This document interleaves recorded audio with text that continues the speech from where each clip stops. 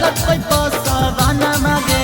कहके से चौहाना में पीछे से डालत कोई पासवाना मांगे दिने दहाड़े खटाल में बोला के डालल कोई हीराना मांगे दिने दहाड़े खटाल में बोला के डालल कोई हीराना मांगे गोदी में बैठा के खोलल कोई चोली के बन धाना मांगे गोदी में बैठा के खोलल कोई चोली के बन धाना मांगे दिने दहाड़े खटाल में बोला के डालल कोई हीराना मांगे दिने दहाड़े खटाल में बोला के डालल कोई हीराना मांगे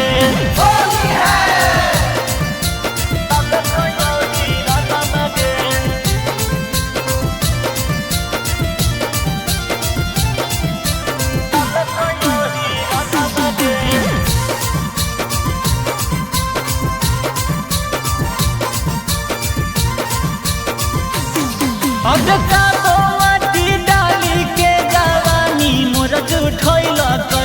बड़ी पर पारा है जब गोदी में बैठैल का दो माटी डाली के जवानी मोर जुठैल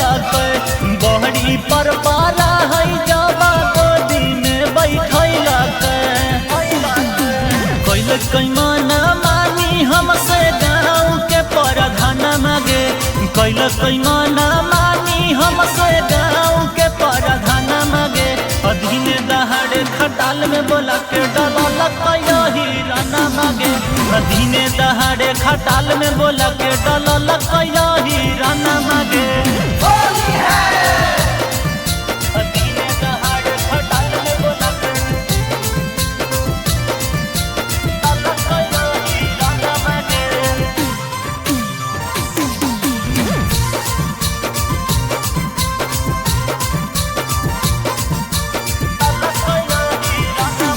अब बारी रंगा बाजी कल कई छौड़ा रणधीरावा गौरव सारा राती डाल कई ढोही में अबीरावा अब बहरी रंगा बाजी कल कई छौड़ा रणधीरावा गौरव सारा राती डाल कई ढोही में अबीरावा जखमी चंदन देखल कैल गाँव घर में हल्ला बागे जखमी चंदन देखल कई गाँव घर में हल्ला बागे दिन दहाड़े खटाल में बोला के डालल कोई हीराना मांगे दिन दहाड़े खटाल में बोला के डालल कोई हीराना मांगे अनन्या रिकॉर्डिंग स्टूडियो पटना।